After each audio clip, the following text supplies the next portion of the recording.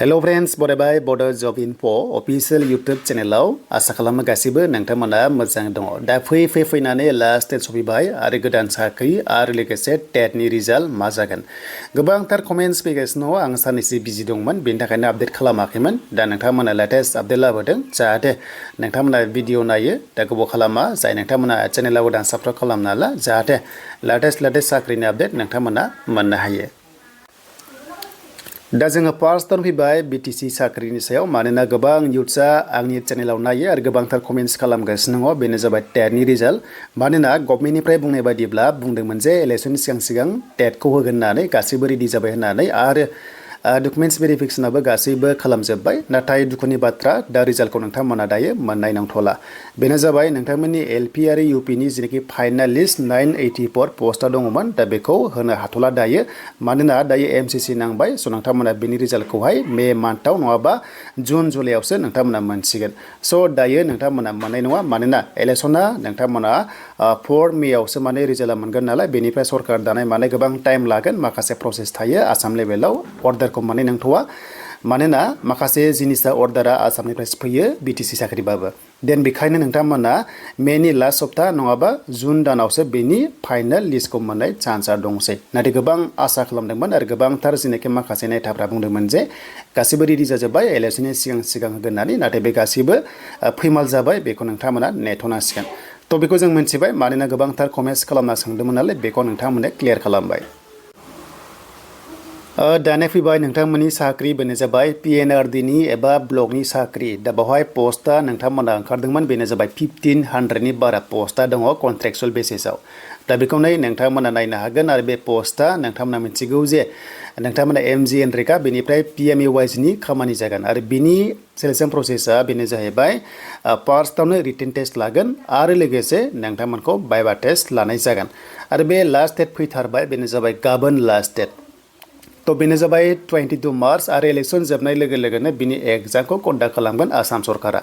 आरो बे साख्रिया आसाम सरकारनि नोंथांमोना BTC सानदों नाथाय BTC नङा नाथाय BTCआव बियो पस्टिं जायो ब्लक लेभेलाव दा बेखायनो नोंथांमोना फार्स्टआव इन्जिनियार मोनदों दा बेनि सेलारिया नुनायाव खम नाथाय समजों लोगोसे बारायलांबाय थायो पस्टआ 291 दं फार्स्टआव आरो GRSआव दङ पस्टआ 464 दङ बेनि सेलारिया बेबायदि डिग्री पास खालामनांगोन आरो 6 मान्थ्स डिप्ल'मा कम्पिउटाराव नोंथांमोना गासैयावबो थानाय जानांगोन नाथाय पार्सेन्टआ गासैयावबो नोंथांमोना 50% थानाय जानांगोन गासैबो पस्टआवनो जेरै GPC GRS बेनिफ्राय कम्पिउटार सिस्टेम अके गासैबो सेम बेनिफ्राय बैसोआ जोबोद बुरजा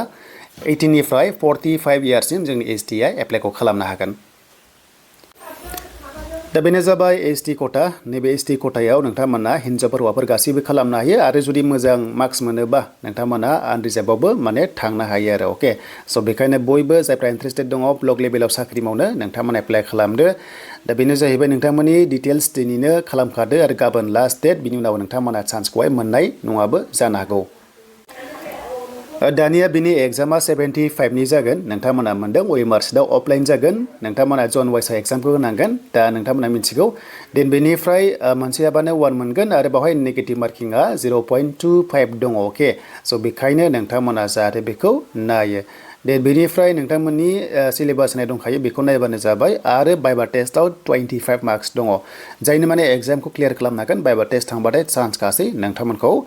सिलेक्सन खालामनायनि दा बेखिनियानो आरो जायफ्रा इन्टारेस्टेड दङमोन खालामना लादो मानोना लास्ट डेट फैबाय खायसे खालामा थालाङो बेखायनो थाबनो नोंथांमोना खालामना ला दानिया एप्लाइ खालामबा PRC अपसन मोनोमोन कम्पालसरिमोन नाथाय बेखौहाय मोजां खबर बेनो जाबाय अपसनेल खालामबाय बेखौ होबाबो जागोन आरो होबाबो जेबो जाया बेबायदि टाइपनि जाबाय आरो दा एप्लाइ खालामबा नैबे बेयाव क्लिक खालामनांगोन आरो बेनिफ्राय मोनसे बाथ्रा जायनोखि नोंथांमोना एप्लाइ खालामबाय खायसे डकुमेन्ट्सआ मिसिं दङबा बेखौ बाव चेक खालामनानै OTP बेसिसआव नोंनि जुदि फाइनाल साबमिट जादोंब्लाबो खायसे माने पेन्डिं जाना थायो थ' बेखौ मोजाङै चेक खालामफिन अके देन बेनिफ्राय फिनिश इउर इनकमप्लिट एप्लिकेसन खायसे इनकमप्लिट जाना दङबा बेखौ ट्राइ खालामनाय बेनिफ्राय प्रिन्ट खालामबा बावहाय नोंथांमोना प्रिन्ट खालाम एक्न'लेजमेन्टखौ आरो सेभ खालामना दोन दा बेनो बे एग्जामा मे मान्थआव जानाय चान्सआ दङ मानोना ब्लक लेभेलाव पस्टआ ओरैबायदि खम जाना दङ माने जेनाखि एमप्लयिया ओरैबायदि खम जादों माने खायसे खायसे रिजाइनबो होगासिनो दङ नोंथांमोना पर्टेलाव थांबा नुखायो सोर सोर रिजाइन होदों दा बेखिनिया